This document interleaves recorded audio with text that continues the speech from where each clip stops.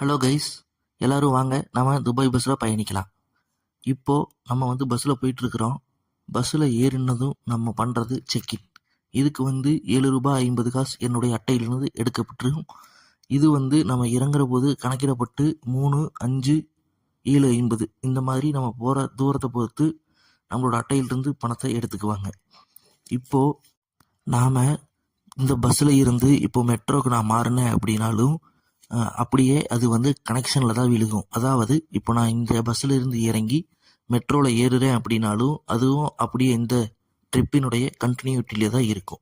இப்போது நான் இங்கேருந்து இறங்கிட்டு மெட்ரோவில் ஏறி இப்போது பூஜ் கலீஃபாக்கு நம்ம போய் இறங்கினாலும் இந்த கண்டினியூட்டி அதுலேயே தான் இருக்கும். 5 திராம்ஸ் எடுக்குப்பாங்க. இப்போ நம்ம மெட்ரோவில் போனதுனால 5 திராம்ஸுங்கிறது ரூ. 7.50 இருக்கிறதுக்கு வாய்ப்பு இருக்குது. நன்றி. வாங்க அடுத்த வீடியோவில் சந்திப்போம்.